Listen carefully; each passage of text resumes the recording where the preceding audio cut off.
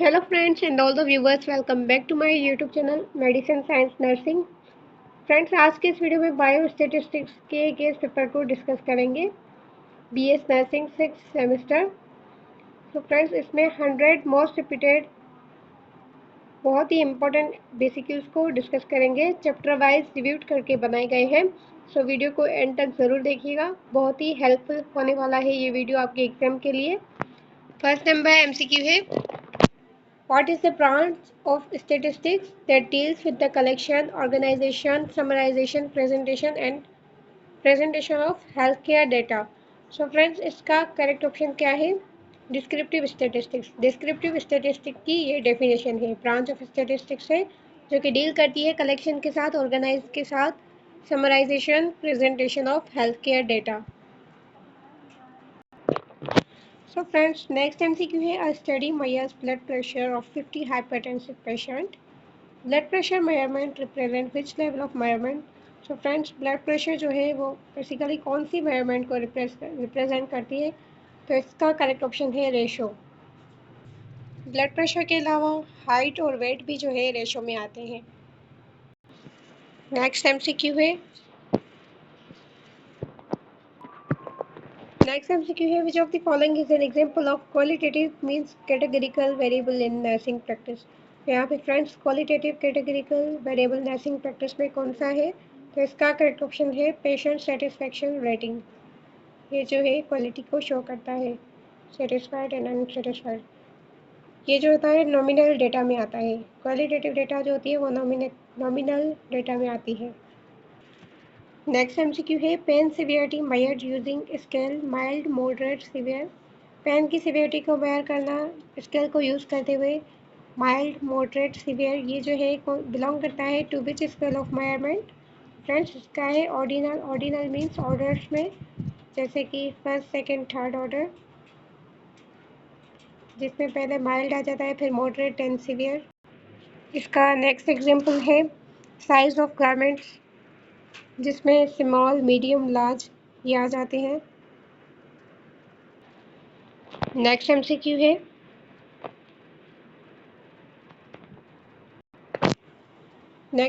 है, the complete collection of all elements, individuals, measurements whose characteristics are being studied is termed as।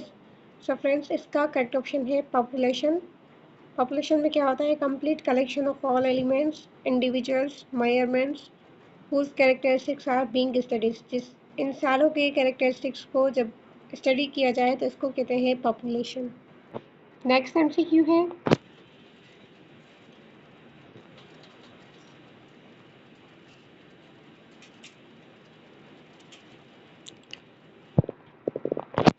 a characteristics or numerical value computed from sample data to estimate a population characteristics is known as। इसका correct option है statistics. इसमें क्या कह रहा है? A character और numerical value. Numerical value जो है ली जा रही है, कंप्यूट की जा रही है सैम्पल डेटा से।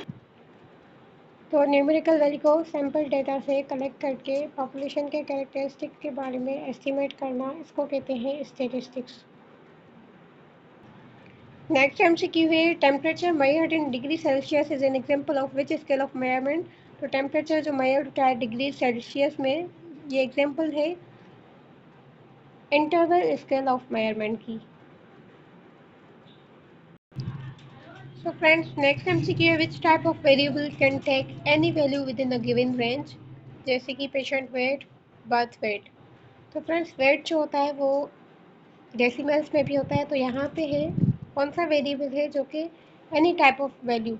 एनी टाइप ऑफ वैल्यू से मुराद है कि डेसिमल में भी अगर वैल्यू हो, 0 पॉइंट में भी अगर वैल्यू हो, तो उसको भी जो है काउंट करे गिवन रेंज में। जैसे कि पेशेंट की वेट दी हुई है या बर्थ वेट दिया हुआ है, तो ये जो है गिवन रेंज है, उसमें अगर किसी भी वैल्यू को काउंट करो, किसी भी वैल्यू से मुराद डेसिमल, तो डेसिमल पॉइंट अगर जिस वैल्यू में हो, तो इसका करेक्ट ऑप्शन होगा कंटिन्यूस क्वांटिटेटिव वेरिएबल। क्योंकि कंटिन्यूस और क्वांटिटेटिव में वेरिएबल में कोई भी डेसिमल वाली वैल्यू भी काउंट हो सकती है कंटिन्यूस में। डिस्क्रीट में अगर देखा जाए तो डिस्क्रीट में सिर्फ 1, 2, 3 यानी कि होल नंबर्स जो होते हैं वो काउंट होते हैं, और कंटिन्यूस में डेसिमल वाली वैल्यूज़ भी काउंट होती हैं, जैसे 0.1, 0.2, 0.3। तो वेट और बर्थ में ऐसी वैल्यूज़ होती हैं डेसिमल वाली। इसके अलावा कैटेगरी में नॉमिनल वेरिएबल्स में क्या होता है, सिर्फ नेम्स होते हैं। क्वालिटेटिव ऑर्डिनल में क्या होते हैं, ऑर्डर्स होते हैं। तो ये सारी जो है और ऑप्शंस जो है करेक्ट नहीं है, just B option is correct. Next MCQ है, the number of hospital admission per day in an ICU is an example of. ICU में पर डे हॉस्पिटल एडमिशन्स की नंबर कितनी होती है, हॉस्पिटल में मतलब कितने पेशेंट्स जो हैं आईसीयू में एडमिट होते हैं पर डे में। तो ये शो करता है डिस्क्रीट क्वांटिटेटिव वैल्यू को, क्योंकि डिस्क्रीट क्वांटिटेटिव वैल्यू में होल नंबर्स आते हैं। जैसे इसकी और भी एग्जांपल्स हैं, number of students in a class, या फिर count of cars in parking, number of books in a shelf. तो ये सारी जो एग्जांपल्स हैं ये डिस्क्रीट की है। नेक्स्ट एमसीक्यू है, blood group A B O represent which scale of measurement. Blood groups जो होते हैं वो स्केल ऑफ मेजरमेंट में किसको रिप्रेजेंट करते हैं, नॉमिनल स्केल को, क्योंकि ब्लड ग्रुप्स जो होता है वो नेम्स में आता है, तो इसलिए ये जो है नॉमिनल स्केल है। नेक्स्ट एमसीक्यू है, which graphical representation is best suited for displaying continuous quantitative data divided into class intervals. जब कंटिन्यूस क्वांटिटेटिव डेटा को क्लास इंटरवल्स में डिवाइड करने के लिए रखा जाता है तो कौन सी ग्राफिकल रिप्रेजेंटेशन जो है बेस्ट सूट करती है इसके लिए। तो फ्रेंड्स इसका करेक्ट ऑप्शन है हिस्टोग्राम। और अगर बार ग्राफ की बात करें तो बार ग्राफ जो होता है वो रिप्रेजेंट करता है कैटेगरिकल डेटा को, जिसमें नॉमिनल और ऑर्डिनल आ जाते हैं। इसमें जो है रेक्टेंगुलर बार से शो करते हैं। नेक्स्ट एमसीक्यू है, what type of chart is ideal for displaying categorical data with mutually exclusive categories. तो इसमें कहा जा रहा है कैटेगरिकल डेटा को डिस्प्ले करने के लिए कौन सा चार्ट जो है आइडियल होता है। तो फ्रेंड्स इसका करेक्ट ऑप्शन है बार चार्ट, या जिसको बार ग्राफ भी कहते हैं। फ्रेंड्स नेक्स्ट क्वेश्चन है, कम्युलेटिव फ्रीक्वेंसी ग्राफ में पॉइंट ऑफ इंटरसेक्शन जो होती है less than and more then के बिटवीन, वो give it the value of, वो कौन सी वैल्यू देती है। तो फ्रेंड्स इसका करेक्ट ऑप्शन है मीडियन। मीडियन जो होती है वो बीच वाली वैल्यू होती है। जैसे 1 से लेकर 10 तक जो नंबरिंग दी हुई होती है उसमें 5 जो होती है वो मीडियन वाली वैल्यू होती है। तो यहाँ पे भी यही कह रहा है क्यूमुलेटिव फ्रीक्वेंसी ग्राफ में जो पॉइंट ऑफ इंटरसेक्शन होती है, जैसे फ्रीक्वेंसी ग्राफ में दो लाइन्स होती हैं, जैसे फॉर एग्जांपल ये लाइन है, इसमें जो बीच वाली पॉइंट है ये पॉइंट ऑफ इंटरसेक्शन है जहाँ पे मीडियन की वैल्यू होती है। तो ऊपर वाली साइड भी बराबर नंबर्स बचते हैं और नीचे वाली साइड भी बराबर नंबर्स बचते हैं। तो जो बीच में वैल्यू होती है वो होती है मीडियन। तो इसमें भी यही कहा जा रहा है क्यूमुलेटिव फ्रीक्वेंसी ग्राफ में point of intersection between less than and more than gives the value of median. तो correct option is median. Next MCQ है, a pie chart represent a proportion of different components of total. The sum of all central angles in a pie chart is, pie chart में सम of all angles जो होती है वो कितनी degrees पर होती हैं। तो फ्रेंड्स इसका करेक्ट ऑप्शन है 360 डिग्रीज, क्योंकि पाई चार्ट जो होता है वो ऐसे सर्कल की तरह होता है। टोटल जो होल होता है पाई चार्ट में उसके डिफरेंट कंपोनेंट्स को, प्रोपोर्शंस को रिप्रेजेंट करता है पाई चार्ट। जैसे यहाँ पे एक कंपोनेंट बनाए, एक प्रोपोर्शन बनाया है, तो ऐसे जो जितने भी प्रोपोर्शन बनते हैं तो ये जो टोटल बनते हैं वो होता है 360 डिग्री का। ये पूरा जो सर्कल होता है 360 डिग्री का होता है। तो इसलिए यहाँ पे कहा जा रहा है the sum of all central angles, जो भी सेंट्रल एंगल्स बनती हैं उनके सम को पाई चार्ट में 360 डिग्रीज होती हैं। So friends, next MCQ है, the difference between upper class limit and lower class limit of a class interval is called. Class interval में अपर क्लास लिमिट और लोअर क्लास लिमिट के दरम्यान जो difference होता है उसको कहते हैं क्लास विड्थ। इसका फार्मूला है, क्लास विड्थ का फार्मूला होता है अपर क्लास लिमिट को माइनस करना लोअर क्लास लिमिट से। फॉर एग्जांपल क्लास इंटरवल में दिया गया है 10 टू 20 की रेंज, क्लास इंटरवल की दी गई है फॉर एग्जांपल 10 से 20 की रेंज, जिसमें अपर क्लास लिमिट जो होगा इसमें 20 होगा और लोअर क्लास लिमिट जो होगा 10 होगा। अब फार्मूला के अकॉर्डिंग क्या करेंगे, 20 को 10 से माइनस करेंगे तो क्या बचेगा, 10 बचेगा। तो 10 जो है डिफरेंस होता है और यही क्लास विड्थ है। जैसे यहाँ पे सॉल्व कर दिया है, 20 को माइनस करेंगे 10 से क्योंकि 20 अपर क्लास लिमिट है, माइनस करेंगे 10 से क्योंकि 10 जो है लोअर क्लास लिमिट है। यही फार्मूला है क्लास विड्थ का, तो 10 का डिफरेंस होगा। Correct answer is class width. Next MCQ है, which diagram connects the mid points of the top of the bars in histogram with straight lines.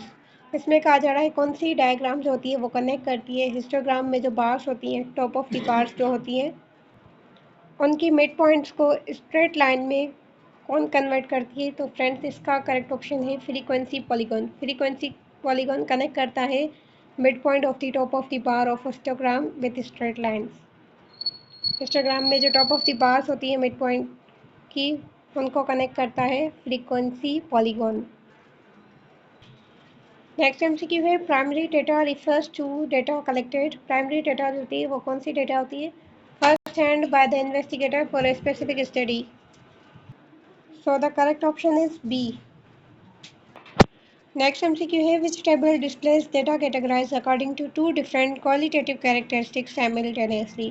इसमें कहा जा रहा है कौन सी टेबल जो है डिस्प्ले करती है data categorize according to two different qualitative characteristics simultaneously. तो फ्रेंड्स इसका करेक्ट ऑप्शन है कॉन्टिजेंसी टेबल, जिसको क्रॉस टेबुलेशन भी कहते हैं। बी ऑप्शन इज करेक्ट, जिसमें टू डिफरेंट क्वालिटेटिव कैरेक्टरिस्टिक्स को साइमल्टेनियसली डेटा कैटेगराइज किया जाता है इस टेबल में, कॉन्टिजेंसी टेबल।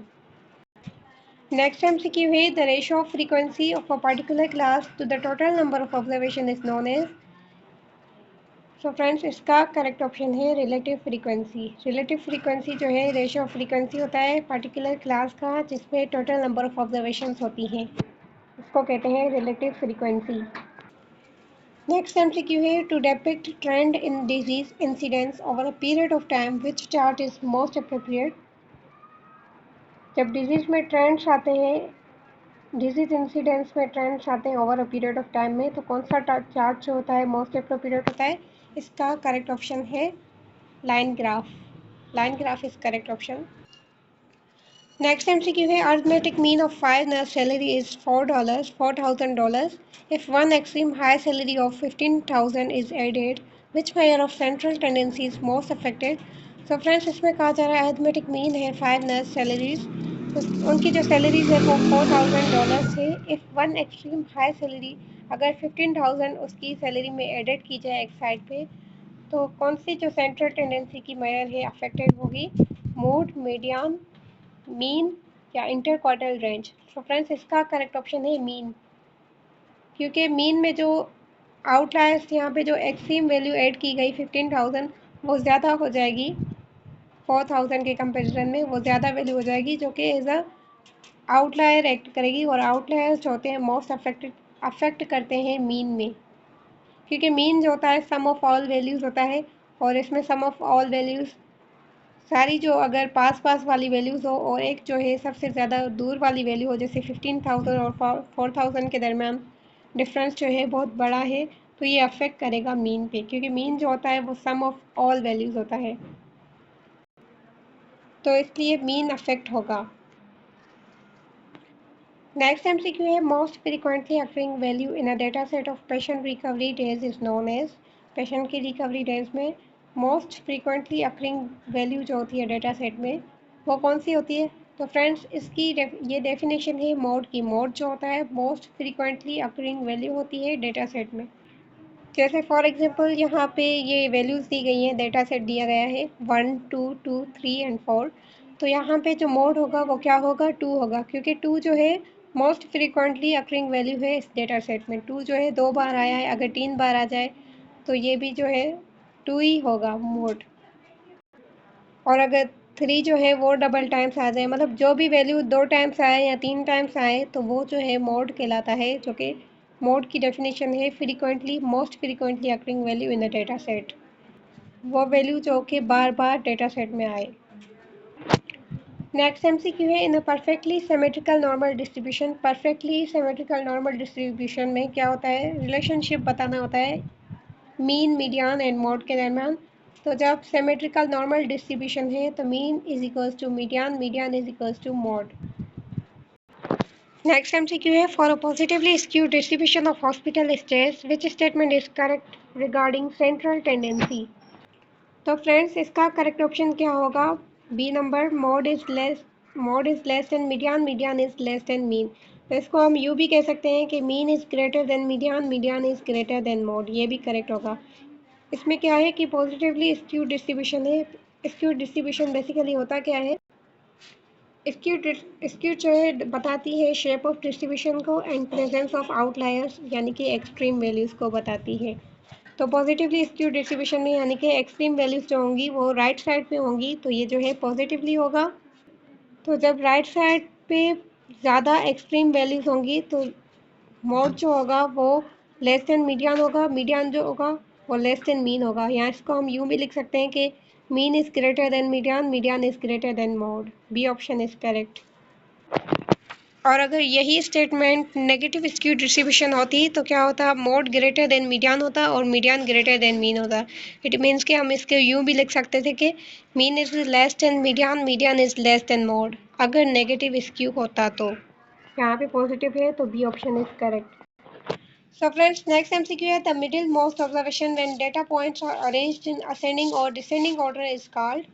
जब इसमें पूछा जा रहा है मिडिल मोस्ट ऑब्जर्वेशन कौन सी, यानी कि मिडिल मोस्ट वैल्यू बतानी है, तो मिडिल वैल्यू जो होती है वो कौन सी होती है? मीडियन होती है। नेक्स्ट एमसीक्यू है what is mean of the following patient pulse rates. यहाँ पे पेशेंट की पल्स रेट्स दी गई है 70, 72, 74, 76, 80। तो इनका मीन फाइंड करना है। तो मीन का फार्मूला क्या होता है? ये जो भी रेट दिए गए हैं इनको आपस में प्लस करेंगे, सम करेंगे, इन सारों का सम निकालेंगे। जब आपस में इनको प्लस करेंगे जो वैल्यू आएगी इसको यहाँ पे रखेंगे, और उसके बाद ये जितनी वैल्यू है, जैसे कि ये 5 वैल्यूज़ हैं तो इसको 5 को बिल्कुल इसके नीचे रखेंगे, सम के नीचे, और आपस में डिवाइड करेंगे, तो जो आंसर आएगा वो करेक्ट होगा। तो यही जो है मीन का फार्मूला होता है। नेक्स्ट एमसीक्यू है find median of the following patient ages. ये यहाँ पे पेशेंट की एजेस दी गई है, मीडियन फाइंड करना है। मीडियन जो होता है वो मिडिल वैल्यू होता है, या तो यहाँ पे मिडिल वैल्यू कौन सी है? 33। क्यों? यहाँ पे 3 साइड से बराबर और इस साइड भी 3 साइड से, तो बीच वाली वैल्यू कौन सी निकलती है? 33। 33 जो है मीडियन है। नेक्स्ट एमसीक्यू है if a data set has 2 modes it is described as bimodal. अगर डेटा सेट में 2 मोड्स हो तो उसको बाई मॉडल कहते हैं। नेक्स्ट एमसीक्यू है which measure of central tendency can be determined visually from a histogram peak. Histogram peak से visually कौन सी सेंट्रल टेंडेंसी को डिटरमाइन किया जा सकता है? तो फ्रेंड्स इसका करेक्ट ऑप्शन है मोड। नेक्स्ट एमसीक्यू है the best measure of central tendency for highly skewed ordinal data, जैसे कि पेन स्कोर स्केल। तो इस पर जो है कौन सा करेक्ट ऑप्शन है? मीडियन। मीडियन जो है बेस्ट मेजर होता है central tendency for highly skewed ordinal data. Ordinal data अगर हाईली स्क्यूड हो तो मीडियन जो है बेस्ट मेजर होता है सेंट्रल टेंडेंसी का। नेक्स्ट एमसीक्यू है the algebraic sum of deviation of all observation from their arithmetic mean is always equal to 0। 0 is correct option. Algebraic sum of division of all observation from their arithmetic mean is always equal to 0. Next MCQ है for a negatively skewed distribution which of the following is true. Negatively skewed के लिए क्या होगा? Mean is less than median, median is less than mode. और अगर positive था तो क्या था? Mean is greater than median, median is greater than mode. Next MCQ है which measure of dispersion is calculated as a square of standard deviation. तो इसका correct option है वेरिएंस। वेरिएंस जो है मेथड ऑफ डिस्पर्शन है जिसको calculate किया जाता है as a square of standard deviation. Next MCQ है the difference between the maximum value and the minimum value in a data set is called. So friends इसका correct option है range. So friends next MCQ है interquartile range measures the spread of middle what percentage of data. तो friends इसमें क्या कहा जा रहा है? इंटर क्वार्टाइल रेंज जो होती है वो मेजर करती है spread of, measures the spread of middle, spread of mayor को, मिडिल स्प्रेड ऑफ मेयर को मेयर करती है। तो इसकी परसेंटेज क्या होगी? इसकी डेटा की परसेंटेज क्या होगी? क्योंकि मिडिल स्प्रेड को मेयर करना है तो यहाँ पे परसेंटेज होगी 50। इंटर क्वार्टर रेंज में मिडिल की मिडिल को मेजर करना है, मिडिल स्प्रेड को मेजर करना है, तो परसेंटेज क्या होगी, 50 होगी। नेक्स्ट एमसीक्यू है standard deviation divided by mean expressed as percentage gives the. Standard deviation जो है जब उसको मीन से डिवाइडेड किया जाता है तो एक्सप्रेस्ड होती है एज अ परसेंटेज, तो ये क्या देती है, coefficient of variation. B option is correct. Next MCQ है which measure of dispersion is least affected by extreme outlier values. कौन सी जो मेजर ऑफ डिस्पर्शन है लीस्ट अफेक्ट होती है एक्सट्रीम आउटलायर वैल्यूज से, तो फ्रेंड्स इसका करेक्ट ऑप्शन है interquartile range. Interquartile range जो है लीस्ट अफेक्ट होती है एक्सट्रीम आउटलायर वैल्यूज से। नेक्स्ट एमसीक्यू है interquartile range is mathematically defined as. तो फ्रेंड्स इंटर क्वार्टाइल रेंज जो होती है mathematically Q3 minus Q1। Next MCQ है if the all values in a sample of patient heart rates are identical। जो भी values है patient की sample की हार्ट रेट्स की जो कि आइडेंटिकल है, जैसे कि ऑल वैल्यूज़ जो है 72 बीट्स पर मिनट है, तो स्टैंडर्ड डिविएशन जो है वो क्या होगा, 0 होगा। जब सारी वैल्यूज़ आइडेंटिकल हो तो स्टैंडर्ड डिविएशन जो होगा 0 होगा। नेक्स्ट एमसीक्यू है the 50th percentile of a distribution is identical to. 50th percentile जो होता है वो किसके आइडेंटिकल होता है, तो फ्रेंड्स इसका करेक्ट ऑप्शन है सेकंड क्वार्टाइल या फिर मीडियन। मीडियन जो कि बीच वाली वैल्यू हो, या फिर 50% जो होता है वो भी बीच को शो करता है, या फिर सेकंड क्वार्टाइल। ठीक है, तो ये तीनों सेम बात है। सेकंड क्वार्टाइल, 50% और median are the same, identical. Next MCQ है a relative measure of dispersion useful for comparing variability between two data sets with different units is coefficient of variation. इसमें होता क्या है कि रिलेटिव मेजर ऑफ डिस्पर्शन होती है जो कि यूजफुल होती है वेरिएबिलिटी को कंपेयरिंग के लिए, किसके दरमियान, टू डेटा सेट्स के दरमियान विद डिफरेंट यूनिट्स, तो इसको कहते हैं coefficient of variation. Friends next MCQ है calculate the range of following set of blood glucose reading. Blood glucose readings दी गई है, उनमें से अब रेंज को कैलकुलेट करना है। रेंज का फार्मूला क्या होता है, लार्जेस्ट वैल्यू को माइनस करना स्मॉलेस्ट वैल्यू में से। तो यहाँ पे अब लार्जेस्ट वैल्यू कौन सी है, 140 जो है वो क्या है, लार्जेस्ट वैल्यू है, और स्मॉलेस्ट वैल्यू जो है वो 85 है। अब लार्जेस्ट वैल्यू को क्या करेंगे, यानी कि 140 को डिवाइड करेंगे, माइनस करेंगे 85 से, यानी कि स्मॉलेस्ट वैल्यू से, जो आंसर आएगा वो होगा 55। तो ये है रेंज की कैलकुलेशन का फार्मूला। नेक्स्ट एमसीक्यू है empirical rule states that for a normal distribution approximately what percentage of data falls within one standard deviation of the mean. तो फ्रेंड्स इसका करेक्ट ऑप्शन है 68, कि मतलब within one standard deviation of the mean में कितनी percentage जो है approximately fall करती है डेटा की in a normal distribution empirical rule के अकॉर्डिंग, तो 68% जो है फॉल करती है। नेक्स्ट एमसीक्यू है what percentage of values fall within two standard deviation of the mean in the normal curve. Normal curve में two standard deviation of the mean जो है उसमें कितनी परसेंटेज ऑफ वैल्यू फॉल करती है, तो friends इसका करेक्ट ऑप्शन है 95.4%। नेक्स्ट एमसीक्यू है what is total probability of all mutually exclusive and exhaustive outcome in a sample space. तो फ्रेंड्स इसका करेक्ट ऑप्शन है 1।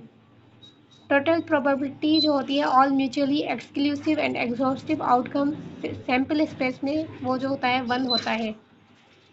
नेक्स्ट एमसीक्यू है और normal distribution curve is defined as. Normal distribution curve जो होता है वो बेल शेप्ड होता है, symmetrical and asymptomatic to horizontal axis, asymptotic to horizontal axis. Next MCQ है total area under standard normal distribution curve is equal to. Total area जो होता है नॉर्मल डिस्ट्रीब्यूशन कर्व के अंडर कितना होता है, 1। नेक्स्ट एमसीक्यू है इन स्टैंडर्ड नॉर्मल डिस्ट्रीब्यूशन जिसको जेड डिस्ट्रीब्यूशन भी कहते हैं, तो इसमें जो होता है मीन और standard deviation are respectively. Mean जो होता है वो 0 होता है और स्टैंडर्ड डिविएशन जो होता है वो 1 होता है। किसमें, स्टैंडर्ड नॉर्मल डिस्ट्रीब्यूशन में मीन जो होता है वो 0 होता है और एस जो होता है 1 होता है। नेक्स्ट एमसीक्यू है two events are said to be mutually exclusive if. तो फ्रेंड्स इसका करेक्ट ऑप्शन है one event occurring prevents the occurrence of other. अगर एक इवेंट हो रहा है और वो प्रिवेंट करे दूसरे इवेंट के होने को, तो ये कहलाता है said to be mutually exclusive. A option is correct. Next MCQ है the standard score Z score measures. Standard score को जेड स्कोर भी कहा जाता है, जो कि मेयर करता है number of standard deviation and observation is from the mean. B option is correct. Next MCQ है if a patient's Z score for serum sodium is +2, this means their level is 2 standard deviation above the mean. मतलब इसका मतलब है कि उनकी level जो है 2 standard deviation है, यानी कि अबव द मीन, मीन से अबव है। नेक्स्ट एमसीक्यू है probability values must always lie between. Probability values जो होती हैं हमेशा कहाँ पे लाई करनी चाहिए? 0 एंड 1 के दरमियान। नेक्स्ट एमसीक्यू है which probability distribution is used for rare discrete events. जो कि रेयर मतलब कम डिस्क्रीट इवेंट्स जो होते हैं occurring over a fixed interval और टाइम और स्पेस, जैसे कि रेयर नीडल स्टिक इंजरीज जो कि मंथ में हो। तो ये जो है किसको शो करती है? तो फ्रेंड्स ये है पॉइसन डिस्ट्रीब्यूशन, जो कि रेयर डिस्क्रीट इवेंट्स होते हैं over a fixed interval of time space. Next MCQ है are discrete probability distribution applicable when there are only 2 possible outcomes, जैसे कि सक्सेस और फेलियर, अलाइव और डेड। तो फ्रेंड्स इसका करेक्ट ऑप्शन है बाइनोमियल डिस्ट्रीब्यूशन। बाइनोमियल डिस्ट्रीब्यूशन में क्या होता है? डिस्क्रीट प्रोबेबिलिटी डिस्ट्रीब्यूशन है जो कि एप्लीकेबल होती है when there are only 2 possible outcome, जब 2 पॉसिबल आउटकम्स हो, जैसे सक्सेस या फेलियर या अलाइव या डेड इन इंडिपेंडेंट ट्रायल्स, तो बाइनोमियल डिस्ट्रीब्यूशन कहलाती है। नेक्स्ट एमसीक्यू है if the probability of contracting an infection is 0.15, what is probability of not contracting the infection? तो फ्रेंड्स नेक्स्ट एमसीक्यू है selecting every 10th patient from a hospital admission register is an example of which sampling technique. तो friends ये technique sampling technique कौन सी है? Systematic random sampling, जिसमें 10th patient में से hospital के 10th पेशेंट्स में से किसी एक को सिलेक्ट करना, तो इसको कहते हैं systematic random sampling. Next MCQ है a researcher divide nursing staff into sub groups based on shift morning evening night and randomly select nurses from each subgroup. This is stratified random sampling. Next MCQ है according to central limit theorem. Central limit theorem के according जैसे ही sample size increase होती है the sampling distribution of the sample mean approaches normal distribution. तो sampling distribution जो होती है सैंपल मीन की, वो नॉर्मल डिस्ट्रीब्यूशन तक अप्रोच करती है। नेक्स्ट एमसीक्यू है standard error of mean measure. Standard error of mean जो है क्या मेयर करता है? Variability of sample mean around the true population mean. Next MCQ है the formula of standard error of mean is, B option is correct, ST/SQRT/N। Next question है if sample size increases what happens to the standard error of mean. तो friends इसका correct option है decrease.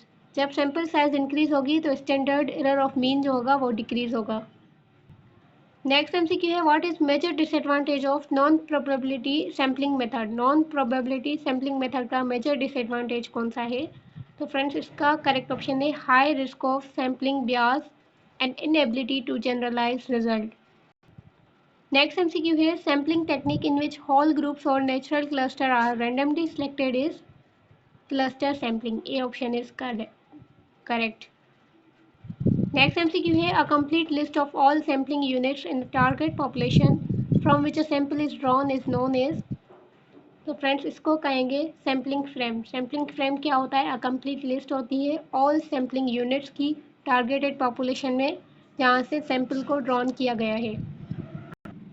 Next MCQ है difference between sample statistic and corresponding population parameter is termed as sampling error. Next MCQ, a single numerical value calculated from sample data used to estimate a population parameter is a point estimate. Point estimate क्या होता है? Single numerical value को calculate करना sample data में से उसको use किया जाता है एस्टिमेट अ पॉपुलेशन पैरामीटर पर। पॉपुलेशन पैरामीटर को एस्टिमेट करने के लिए सैम्पल डेटा को यूज़ किया जाता है, तो इसको कहते हैं पॉइंट एस्टिमेट। नेक्स्ट एमसीक्यू है, what is the most common point estimator for the population mean. तो फ्रेंड्स इसका करेक्ट ऑप्शन है सैम्पल मीन। नेक्स्ट एमसीक्यू है, increasing the confidence level from 95 to 99% causes the width of confidence interval is increase। जब increase की जाए confidence level 95 से 99%, उसकी वजह से क्या काजेज होता है, causes the width of confidence interval to increase become wider. उससे कॉन्फिडेंस इंटरवल की विड्थ जो होती है वो इंक्रीज होती है, वाइडर होती है। नेक्स्ट एमसीक्यू है, increasing the sample size while keeping confidence level constant will cause confidence interval to become narrower and more precise. इसमें क्या कहा जा रहा है, जब सैम्पल साइज इंक्रीज की जाती है कॉन्फिडेंट लेवल को कांस्टेंट रखते हुए, तो उसकी वजह से क्या काज होता है, cause the confidence interval to become narrower. उसकी वजह से कॉन्फिडेंस इंटरवल नैरो हो जाता है एंड मोर प्रिसाइज हो जाता है। नेक्स्ट एमसीक्यू है, the upper and lower bound of confidence interval are called. Upper and lower bound जो होते हैं कॉन्फिडेंस इंटरवल के, उनको क्या कहा जाता है, confidence limits. In a clinical trial a 95% confidence interval for odds ratio is 1.45 to 3.20. Since 1.0 is not included, the association is statistically significant. Next MCQ है, a statement asserting no difference, no effect between groups being compared is known as। वो groups जो कि being compare की जा रहे हो, अगर उनमें कोई डिफरेंस ना हो, नो इफेक्ट हो, तो इसको क्या कहेंगे, नल हाइपोथेसिस। नेक्स्ट एमसीक्यू है, rejecting a true null hypothesis result in which type of error. जब ट्रू नल हाइपोथेसिस को रिजेक्ट किया जाता है तो कौन सा टाइप का एरर होता है, type 1 error alpha. Next MCQ है, failing to reject a false null hypothesis result in. जब फॉल्स नल हाइपोथेसिस हो और उसको हम फेल टू रिजेक्ट हो जाए, यानी कि उसको हम एक्सेप्ट कर रहे हैं, तो ये किस टाइप का एरर है, तो ये जो है टाइप 2 का एरर है। The probability of rejecting a false null hypothesis is defined as इसमें कहा जा रहा है probability of rejecting a false null hypothesis। इसको कैसे डिफाइन किया जाता है, पावर ऑफ टेस्ट से। पावर ऑफ टेस्ट जो होता है ये डिफाइन करता है probability of rejecting a false null hypothesis, जिसको कहते हैं 1 बीटा। नेक्स्ट एमसीक्यू है, in health research the conventional level of significance alpha is usually set at. Health research में कन्वेंशनल लेवल जो होती है सिग्निफिकेंस की, यूजुअली कब सेट होती है, कौन सी सेट होती है, 0.05 से 5%। नेक्स्ट एमसीक्यू है, if calculated P value is less than significance level. अगर कैलकुलेटेड पी वैल्यू जो है लेस देन हो सिग्निफिकेंस लेवल से, तो रिसर्चर क्या करता है, the researcher should reject null hypothesis. तो रिजेक्ट कर देता है नल हाइपोथेसिस को। नेक्स्ट एमसीक्यू है, hypothesis stating that new drug reduces fever faster than standard drug. One sided directional statement requires a one tailed test. यहाँ पे क्या कह रहा है हाइपोथेसिस स्टेटिंग जो कि न्यू ड्रग जो है रिड्यूस कर रही है फीवर को faster than the standard drug. तो ये जो है वन साइडेड डायरेक्शनल स्टेटमेंट है, ये रिक्वायर करती है one tailed test. Next MCQ है, when calculated P value is 0.03 at alpha is equals to 0.05, the finding is statistically significant. Next MCQ है, critical region in hypothesis testing is also known as. Critical region जो होता है hypothesis testing में, उसको क्या कहते हैं, region of rejection. Next MCQ है, to compare the mean blood pressure of same group of patient before and after nursing intervention, which test is appropriate. तो फ्रेंड्स इसका करेक्ट ऑप्शन है पेयर्ड सैम्पल टी टेस्ट। जब mean blood pressure को compare किया जाता है same group of patients का before and after nursing intervention, तो कौन सी टेस्ट अप्रोप्रिएट होती है, paired sample T test. Next MCQ है, to compare the mean body weights between two independent group of patients male VS female. तो वहाँ पे क्या यूज़ होता है, इंडिपेंडेंट सैम्पल टी टेस्ट, जहाँ पे two independent group of patients हो। नेक्स्ट एमसीक्यू है, which statistical test is use to test association between two categorical variables, जैसे कि smoking status VS lung cancer presence. तो ये जो है CHI square test of independence होती है।